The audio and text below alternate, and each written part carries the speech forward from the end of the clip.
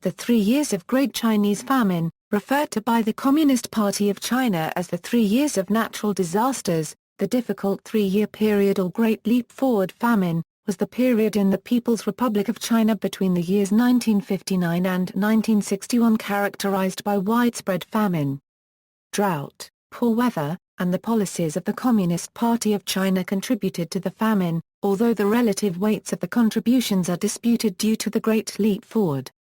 According to government statistics, there were 15 million excess deaths in this period. However, the Chinese government at this time was taken over by market reformers who were strongly opposed to the Great Leap Forward. Unofficial estimates vary, but scholars have estimated the number of famine victims to be between 20 and 43 million. Historian Frank Dikötter paragraph TTER, having been granted special access to Chinese archival materials, estimates that there were at least 45 million premature deaths from 1958 to 1962. Chinese journalist Yang Jisheng concluded there were 36 million deaths due to starvation, while another 40 million others failed to be born, so that China's total population loss during the Great Famine then comes to 76 million. The term 3 bitter years is often used by Chinese peasants to refer to this period. Causes: the Great Chinese Famine was caused by social pressure, economic mismanagement, and radical changes in agriculture in addition to weather conditions and natural disasters. Mao Zedong, chairman of the Chinese Communist Party, introduced drastic changes in farming which prohibited farm ownership.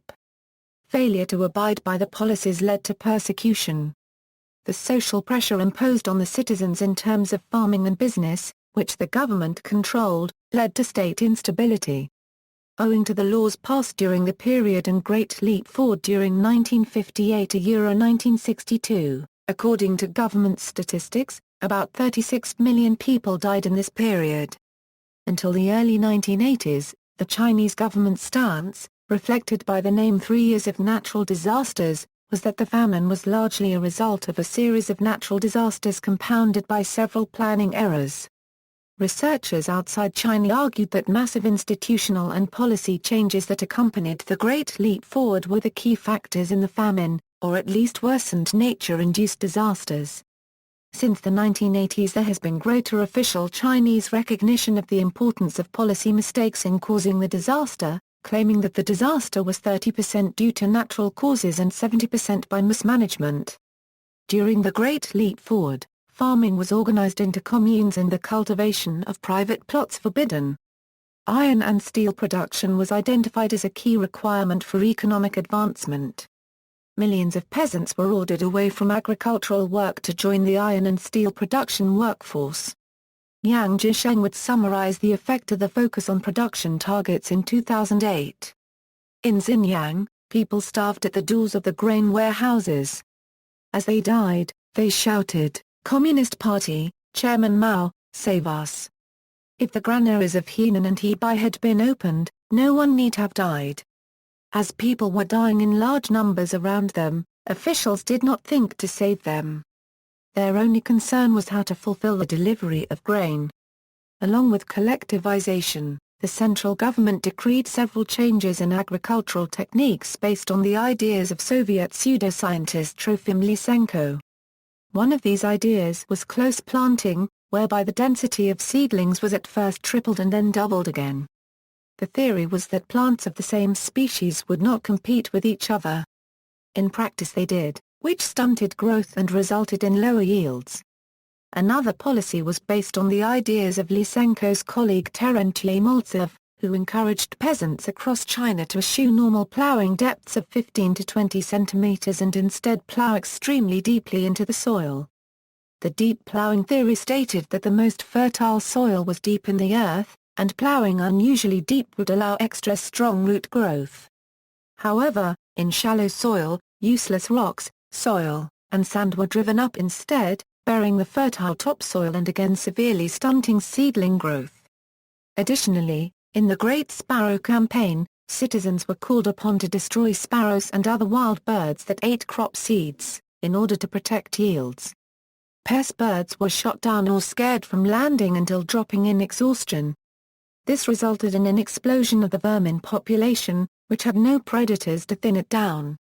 These radically harmful changes in farming organization coincided with adverse weather patterns, including droughts and floods. In July 1959, the Yellow River flooded in East China. According to the disaster center, the flood directly killed either through starvation from crop failure or drowning, an estimated 2 million people, while other areas were affected in other ways as well. Frank Dikötter paragraph TTER argues that most floods were not due to unusual weather, but to massive, poorly planned and poorly executed irrigation works which were part of the Great Leap Forward. In 1960, an estimated 60% of agricultural land in northern China received no rain at all. The Encyclopaedia Britannica yearbooks from 1958 to 1962 also reported abnormal weather, followed by droughts and floods based on Chinese government sources. This included 760 millimeters of rain in Hong Kong across 5 days in June 1959, part of a pattern that hit all of southern China. As a result of these factors, year-over-year grain production dropped in China. The harvest was down by 15% in 1959. By 1960, it was at 70% of its 1958 level. There was no recovery until 1962, after the Great Leap Forward ended.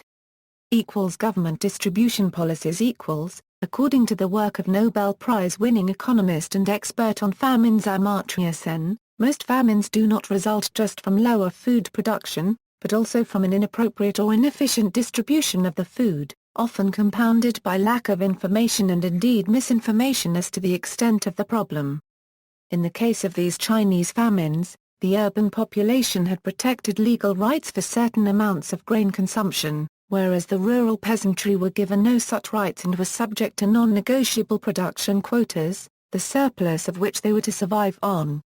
As local officials in the countryside competed to over-report the levels of production that their communes had achieved in response to the new economic organization, local peasants were left with a vastly decreased surplus in order to meet their quotas, and then no surplus at all. When they eventually failed to produce enough crops even to meet the quotas to feed the cities, peasant farmers were unfairly accused of hoarding, profiteering and other counter-revolutionary activities by Chinese Communist Party officials, who cited the massively inflated production estimates of the local party leaders as evidence. As the famine worsened, these accusations prompted widespread atrocities by Maoist party officials, who sought to direct blame away from the harmful changes in agriculture policy and the massive overestimation of grain yields. At the time, the famine was almost exclusively blamed on a conspiracy by enemies of the people, and unreformed kulak elements among the peasant farmers, who starved at a rate nearly 3 times that of the urban Chinese population. Cover-ups local party leaders, for their part, conspired to cover up shortfalls and reassign blame in order to protect their own lives and positions. In one famous example, Mao Zedong was scheduled to tour a local agricultural commune in Shaanxi province during the heart of the famine in order to assess the conditions for himself. In preparation for his visit, local party officials ordered hundreds of starving peasants to carefully uproot and transplant hundreds of thousands of grain stalks by hand from nearby farms into one model field, which was then shown to Mao as proof that the crops had not failed.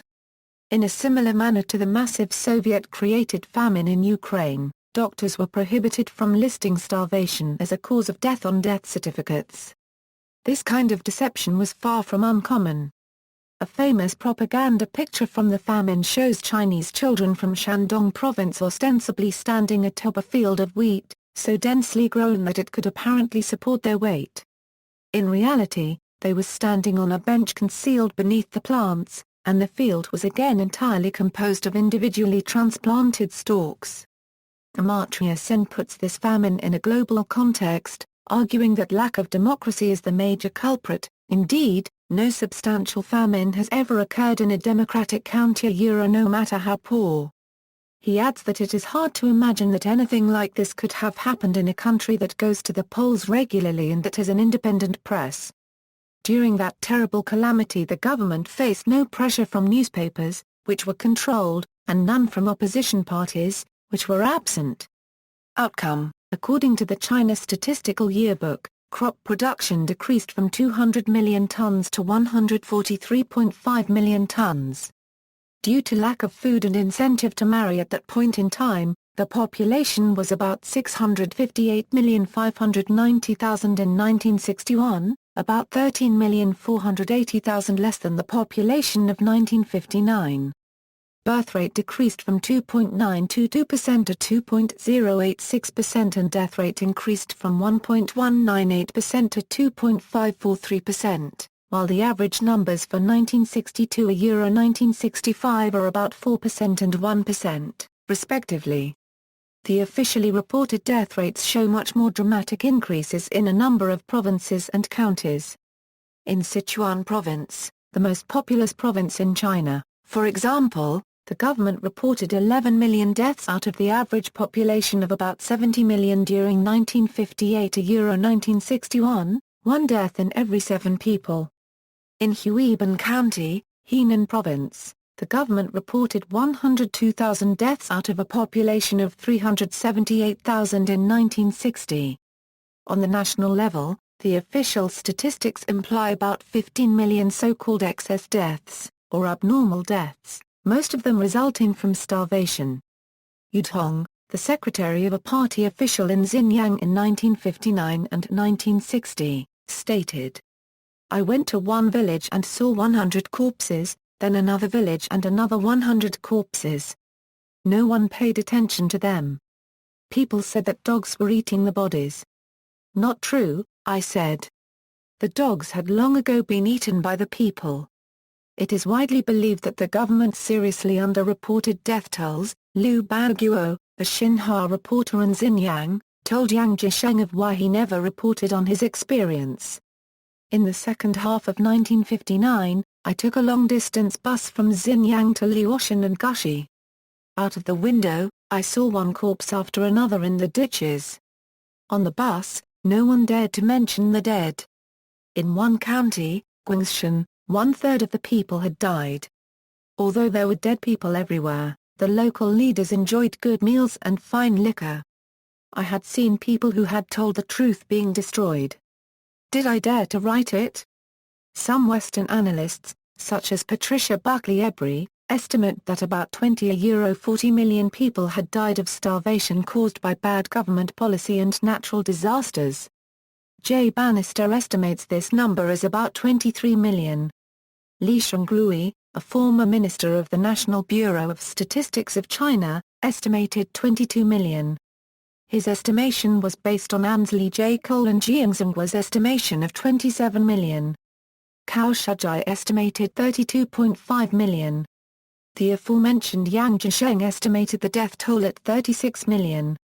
Hong Kong-based historian Frank Dikötter paragraph TTER estimates that, at minimum, 45 million people died from starvation, overwork and state violence during the Great Leap, claiming his findings to be based on access to recently opened local and provincial party archives. However, his approach to the documents, as well as his claim to be the first author to use them, have been questioned by other scholars. Dikötter paragraph TTER's study also stresses that state violence exacerbated the death toll. Dikötter paragraph TTER claims that at least 2.5 million of the victims were beaten or tortured to death.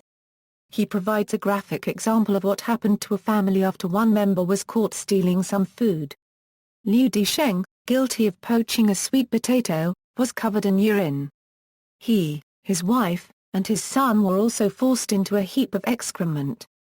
Then tongs were used to prise his mouth open after he refused to swallow excrement. He died 3 weeks later. There are widespread oral reports, and some official documentation, of cannibalism being practiced in various forms, as a result of the famine. Due to the scale of the famine, the resulting cannibalism has been described as on a scale unprecedented in the history of the 20th century. Political movement. The Great Leap Forward was initiated in 1958, after the first 5-year plan had been declared successfully completed. One point of the Great Leap was starting to set up people's communes in the countryside. However, the party had optimistically overestimated the country's productivity during the first 5-year plan. In reality, farming activity had gone down due to the all-canteen Some activists went against the Great Leap Forward movement, but they were seen as the opponents of Mao and were silenced in the purges of the following anti-rightist movement. After the famine, then chairman of the People's Republic of China Liu Shaoqi concluded that the reason for the calamity was 30% natural disaster, 70% policy. In the later Cultural Revolution, Liu was denounced as a traitor and an enemy agent going against the Three Red Banners.